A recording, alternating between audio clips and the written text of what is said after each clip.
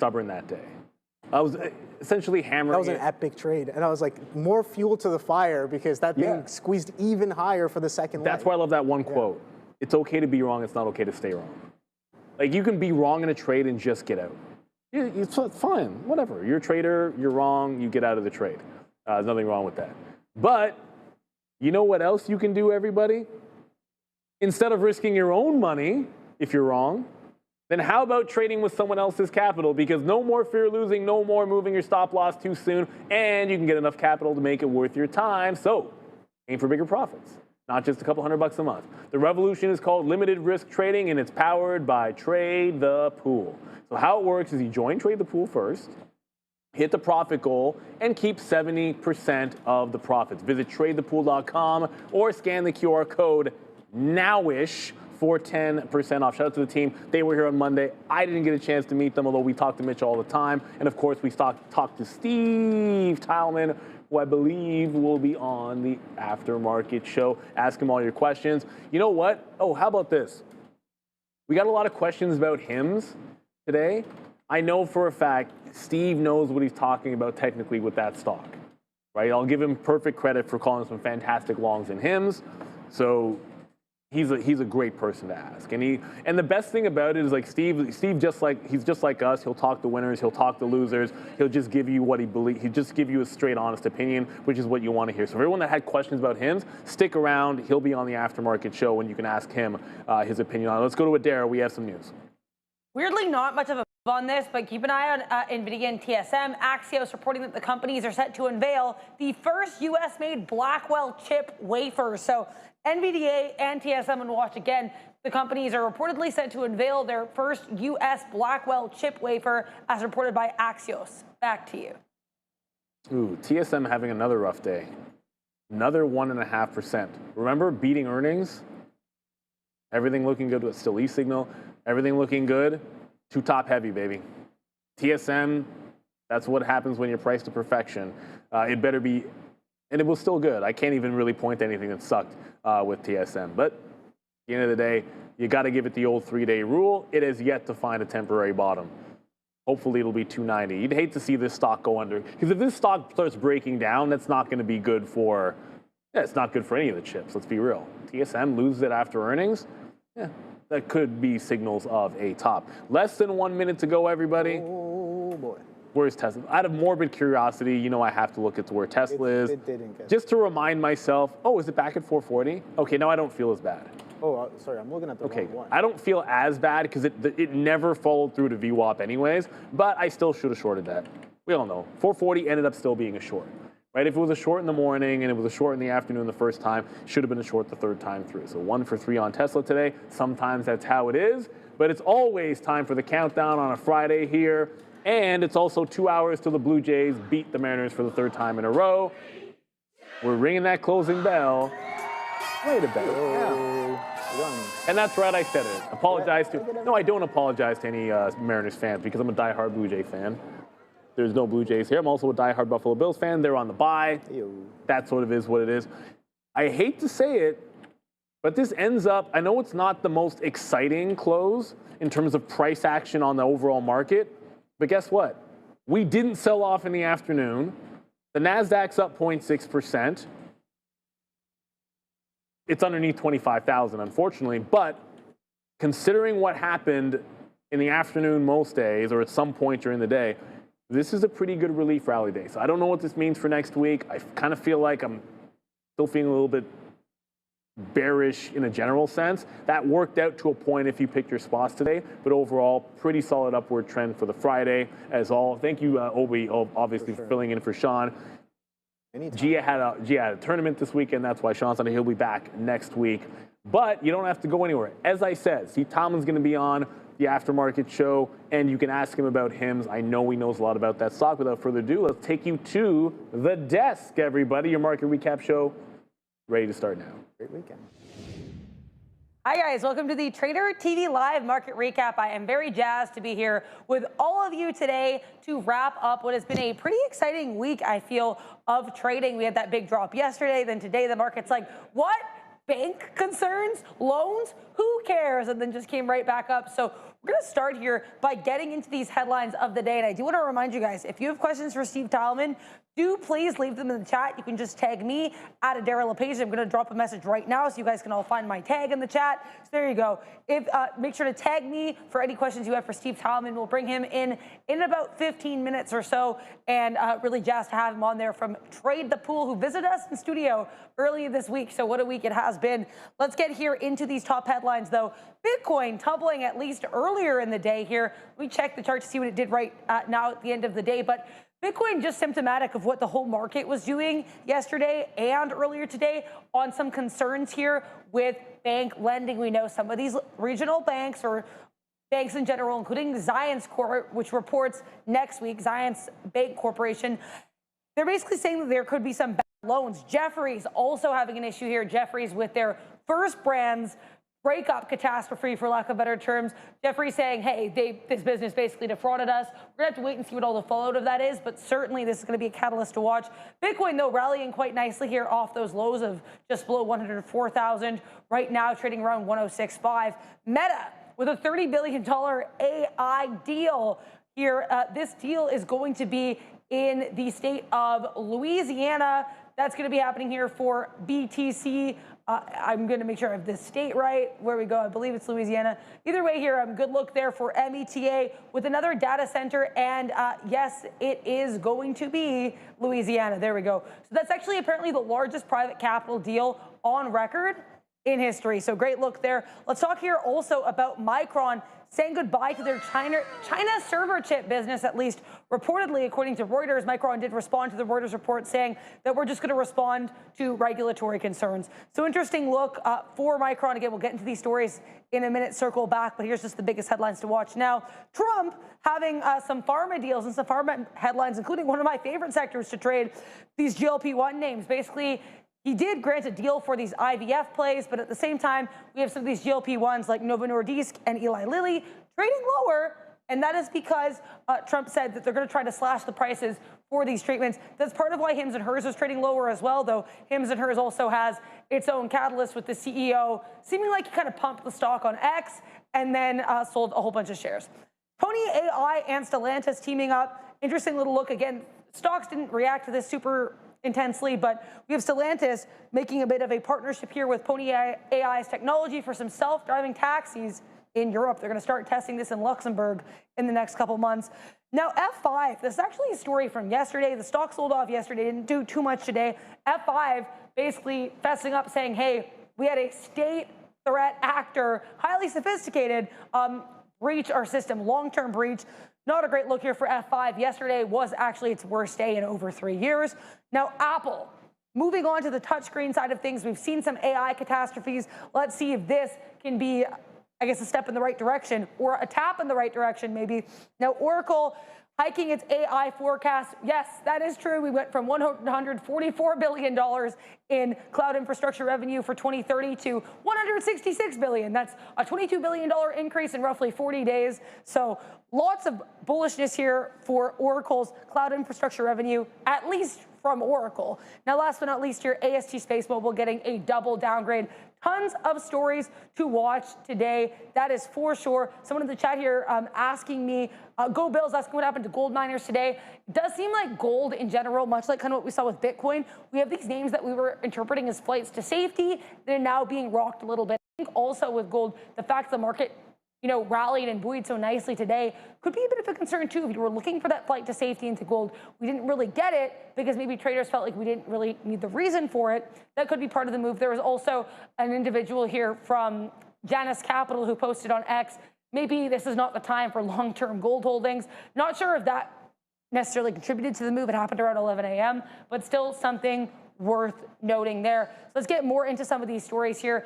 BTC and these loans, right? We talked about this with both what happened with Zions Bank Corporation and Western Alliance saying, hey, we have some bad loan issues. Now, Zions actually reports next week. So I'm really curious to see how those earnings fare, especially with this catalyst in mind. But Bitcoin just dropping with the rest of the market. Obviously, bank loans are not something that is going to impact Bitcoin specifically. But again, this whole concern of flights to safety, that's where that's going to matter. Now let's talk a little bit more about Meta and its big AI deal. And this is one that I kind of said here on the show as well. I think with META or in the midday story, I think this is less of a story for Meta and more of a story for these utility plays. At least that's usually how it is for this type of story. But yeah, they're finalizing a $30 billion financing package for a Hyperion data center in rural Louisiana, and the financing is going to include $27 billion in debt and $2.5 billion in equity. It's going to be structured through a special purpose vehicle led by Morgan Stanley. So they're not borrowing directly. I think that's the key thing to mention here with META, who's also working on a data center in New York. Let's move on here, and we're going to take a look now at Micron. MU here, MU saying bye-bye to China, but not entirely. Apparently, they're going to stop supplying memory chips to data centers in mainland China, which is interesting, too. This ban that impacted them goes all the way back to 2023. They banned products in the critical infrastructure space, but I guess Micron just couldn't recover after that ban, so they're saying, hey, you know, we're still going to work in China, just maybe not with this side of the business. I guess just deciding that was not quite worth their time or worth their money. Now we're going to talk here about these Trump making a lot of deals in the pharmacy space. Now, Eli Lilly here is certainly going to be on watch because we know Eli Lilly, CEO David Ricks, and Donald Trump have a pretty good relationship. He visited Trump in Mar-a-Lago before the inauguration, and he also, like, the company was mentioned positively by Trump when he made his Pfizer deal, right? So regardless, Trump is making deals with these pharma names, and he announced more deals with IVF-related names yesterday, but he notably said, hey, we're going to be dropping the prices on what he called fat loss drugs. So that would be, of course, these GLP-1s, chiefly made by Eli Lilly and European company Novo Nordisk. So because it's not American, and unlike Eli Lilly, they're not, as far as I know, doing a huge rush into American manufacturing, Novo might be in more trouble here than Eli Lilly is. So I think that's certainly something to be keeping an eye on here. Again, Stellantis and Pony AI, and to give a bit of a team up here, I guess Stellantis is going to pony up some money, no, I'm joking, to help get these self-driving taxis into Europe. They're going to start with Luxembourg, and the project will begin public road testing in multiple, or expanding to multiple European cities by 2026. And that is Pony AI's first move beyond Asia and the US. We know they've been really big in Asia. Let's see if they can gallop into a new market. And I think, too, with this deal, one thing you have to keep in mind is Tesla, obviously, is a car manufacturer, much like Stellantis, that has its own in-house robotaxi. So is this going to be the future, where car companies are teaming up to get that robotaxi element? This could be a smart play, but I mean, we haven't really seen how it manifests yet for Pony AI, and that, I think, is going to be key. Now let's talk here about these hackers for F5, because unfortunately, they were able, apparently, to gain access to F5 for over 12 months. They used a malware strain.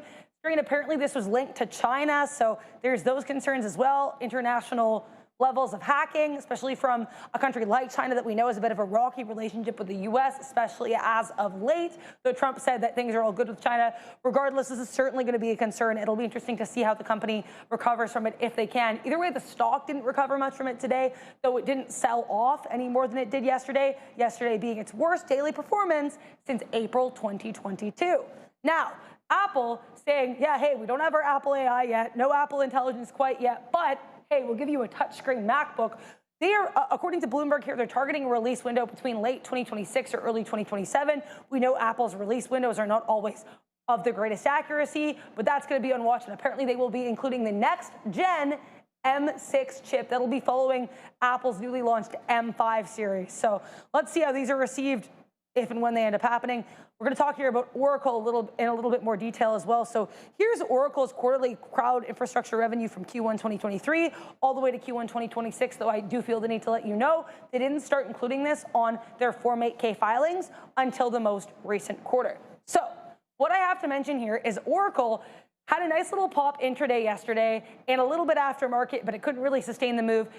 If you guys remember their very, very hefty guidance they gave during their earnings report, they said, hey, we expect now even better infrastructure revenue, cloud infrastructure revenue by fiscal 2030. So when I made this infographic, that was based on their previous guidance, which was $144 billion. Now they said, hey, add a cool 22 bill to that, and they are expecting cloud infrastructure revenue at a whopping $166 billion by fiscal 2030. Clearly, the market was underwhelmed because the stock sold off today, and as I said, wasn't really to gain any notable traction to the upside yesterday as well when the first catalyst came out, or when the catalyst initially came out. Last but not least, we'll do a quick mention here for AST Space Mobile, getting a downgrade here from overweight to underweight. So that is a double downgrade for Space Mobile, and we always were AST Space Mobile, and these double downgrades are always going to be a little bit more significant because that is a massive change in sentiment.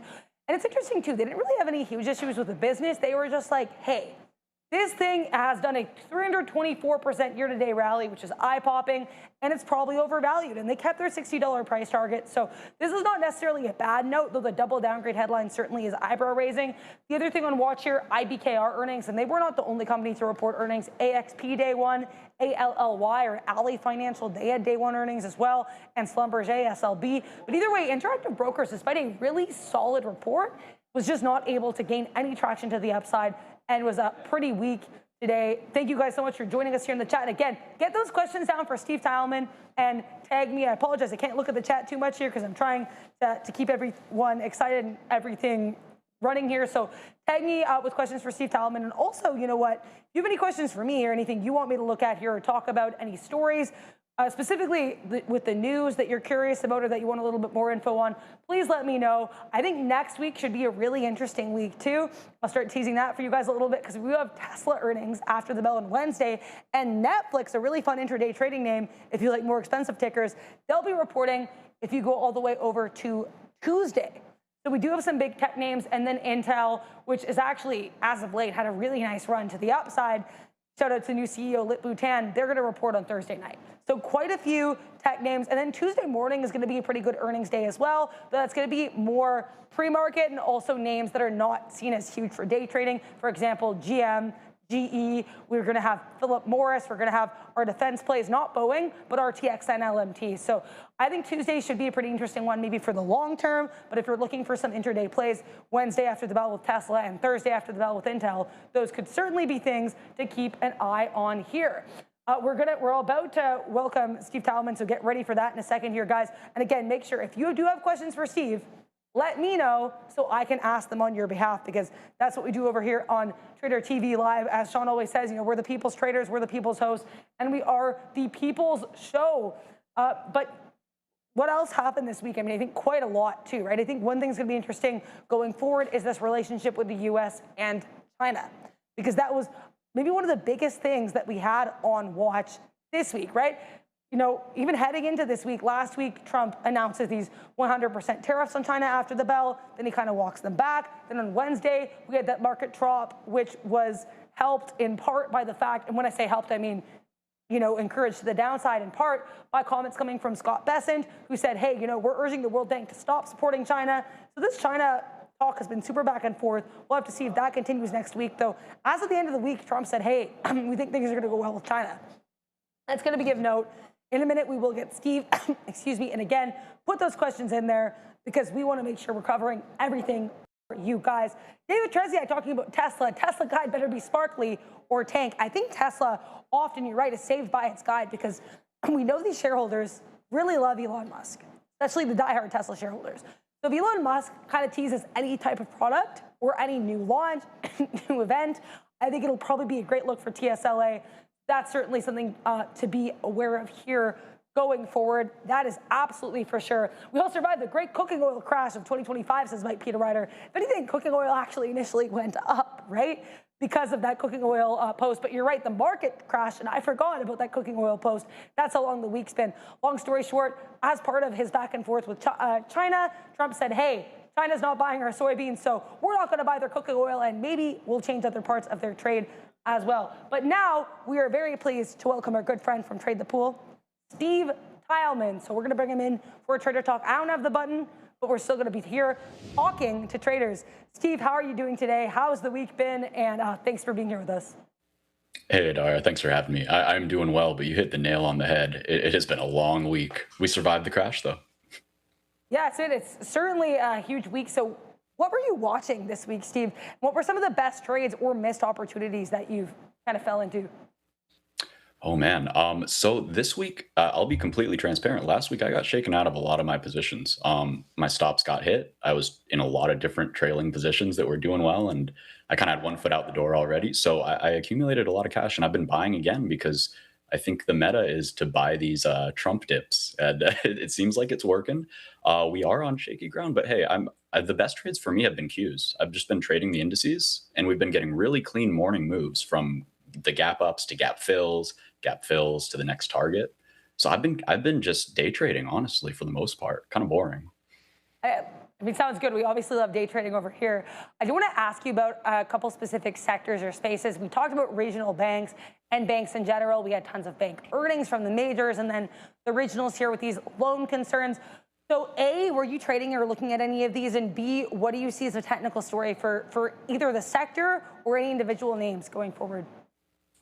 Absolutely. So I've been hearing the buzz on KRE on these regionals. I don't have any particular names. I haven't looked at the sector. It's going to be on my watch list. Going back to old favorites, they look like they're getting taken to the taken down pretty hard there. So I think that for me personally, I'm going to be starting off with just the sector. It looks like it's trading back into pretty good support. We have the 50% pullback. Let me hide this for you.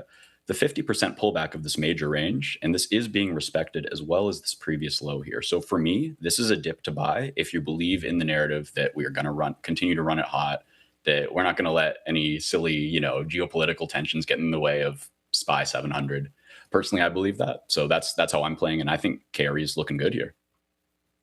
Yeah, certainly an interesting look for KRE. Now, I did see Alibaba on your chart there. And I know Chinese names, as I just discussed ad nauseum, have been really, really interesting. So with, Alibaba or any of these other Chinese ADRs, given the headwinds here, of course, fundamentally, despite that, do you think there's any technical look for these heading into the next week or even beyond? Yeah, absolutely. I was just looking at Baba, and to me, everybody's so scared about the China stuff, and I understand the volatility, but for me, this is a normal chart doing normal things, trading very, very neatly to our target at the top of the channel, and now just coming back to test some intermediate support here. So if we go to the daily here, we are seeing it trying to reclaim this yellow 21-day and also this blue 9-day EMA. Once it does this, I think it's game on. Until then, I can't take the trade, but this is on my list to go long. I'm still a massive China bull, and I think these geopolitical tensions are buy the dip opportunities in long term. Yeah, really interesting look there. I want to ask you to kind of switch to some audience questions. Hims and hers, I know a stock you're a little bit maybe infamous for on the show. Neil even mentioned this as well. We know Hims and hers had a pretty rough day. The CEO pumping the stock on X and then selling a whole bunch of shares. So how do you feel about this name? Is this a name that you're still watching despite, I guess, the past here? Oh yeah, I'm watching it all right. This is one that's been messing with me. So I took a small position here, and it was just the tiniest taster because it looked so scary. And when you get such a small amount that it works, and you're just like kind of mad. So I don't know what to make of it. I think that there's a lot of headline risk with this. I've been so busy today. I don't even know the exact news on this. I'm assuming the CEO did something pretty grifty. Yeah, I think I heard something about selling that's shares. a good way of putting it. So basically, he reposted someone's post saying, "Oh, it looks like a short squeeze in him," and then he did like the eyeball emoji. The stock goes up, and then it turns out he sold a whole bunch of shares. That filing came out yesterday, $11 million or so worth of share sales. So yeah, it did not come off the best, to put it very mildly. Yeah. Huh. That's not a great look. It's just so interesting how technical traders can kind of get an inside scoop on these potential setups. Because I'm not saying I'm anything to write home about, but I was looking for a squeeze here too when it held, and I was thinking, hey, if it goes, it could really go.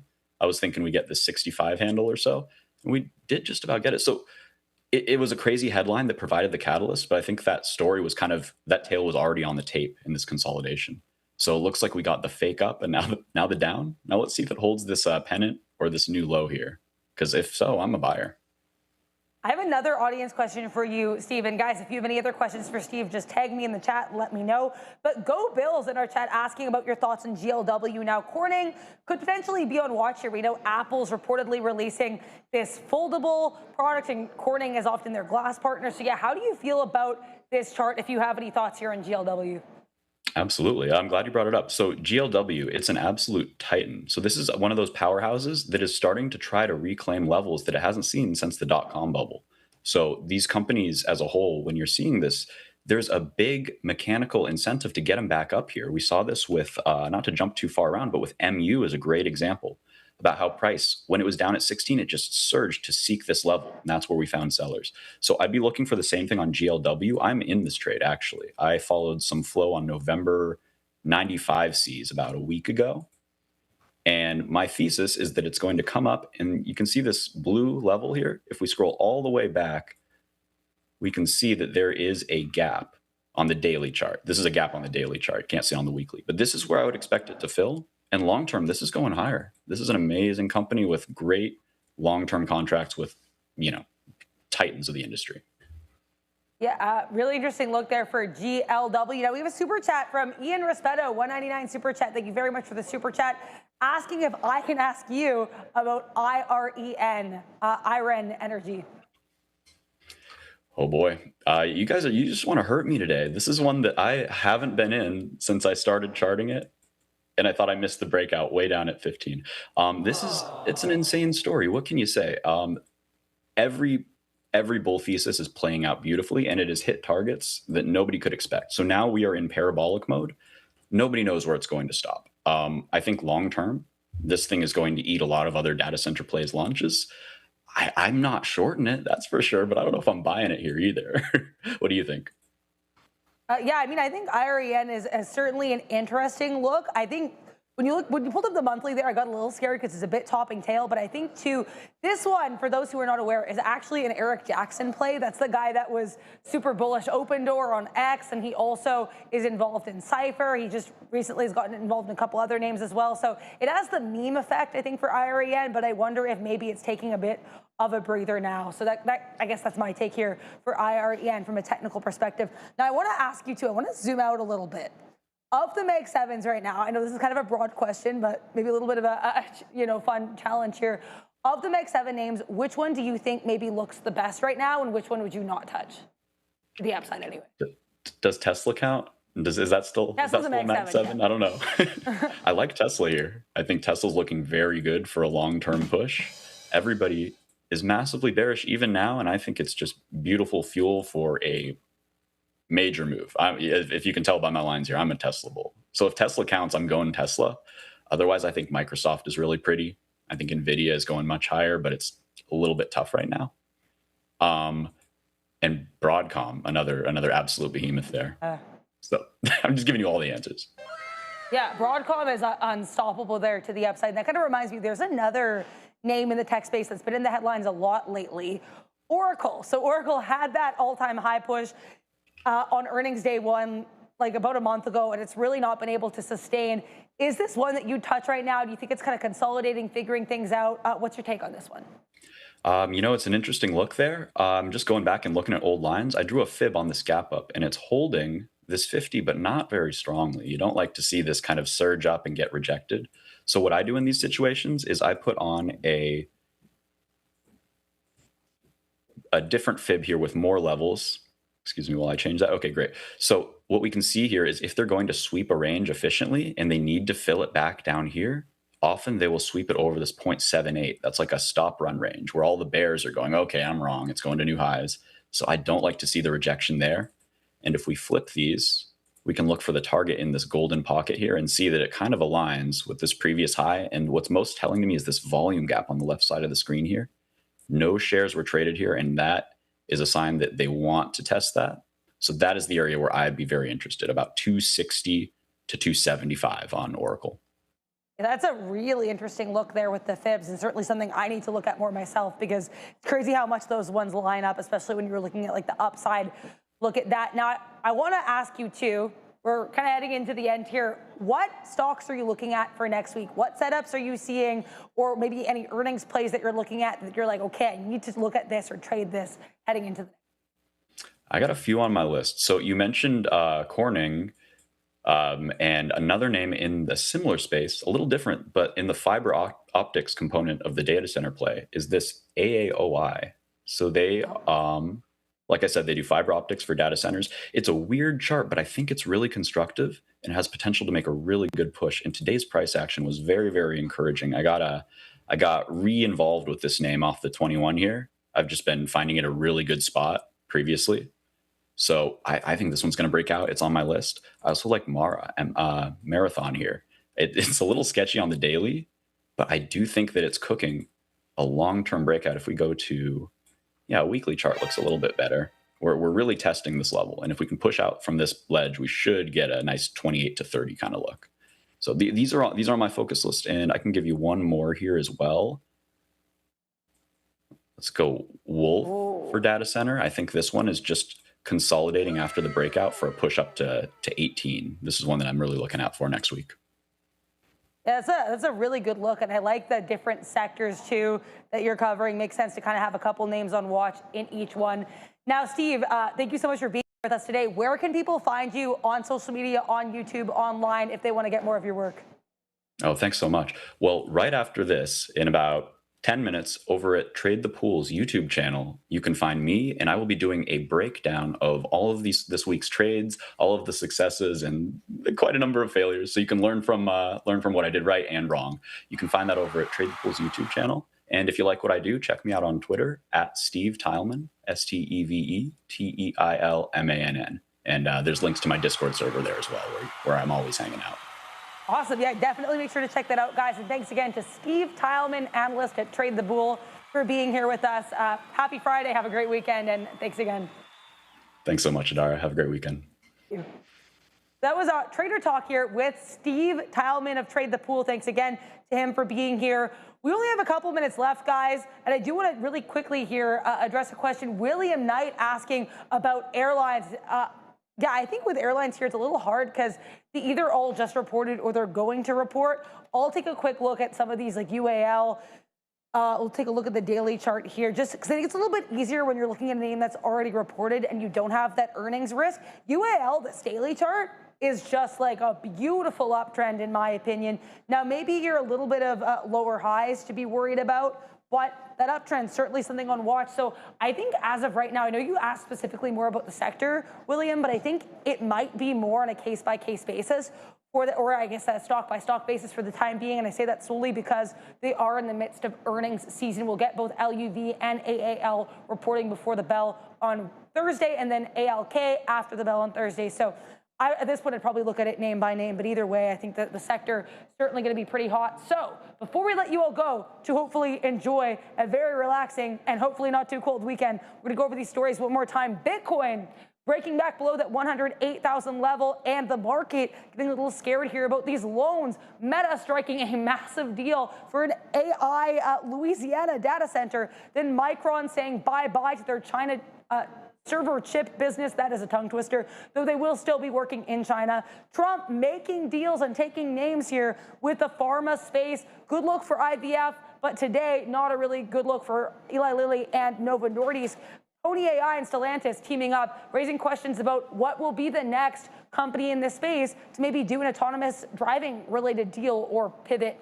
Then we have F5 with that hacking. Again, this happened on Thursday, but certainly something to be on watch in the future as they unveil that a state actor did hack into their servers, and it was a prolonged hack as well.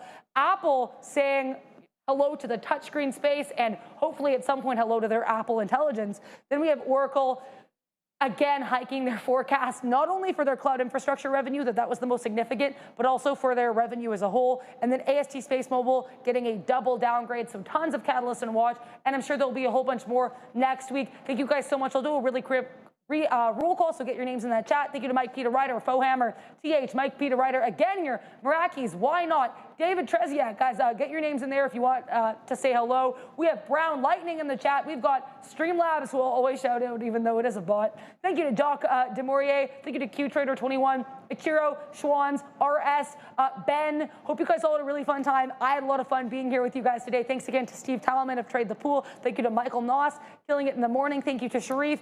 And Brendan killing up here with the news, and we had Sharif and Joe in the midday. We had Obi and Neil holding it down there in the main show. We'll see Sean again on Monday. Thank you to Fabian, Ramin, and Andre over in tech. We've got Mark, Rob, and Randy, and Russell working in the back. And we have all of you in the chat. We're so grateful here to be with you guys every single day. But guess what? This week is over, but the market is going to wake up again on Monday, and it's going to be popping. So make sure to join us 8:30 a.m. bright and early. Don't be late. See you guys soon.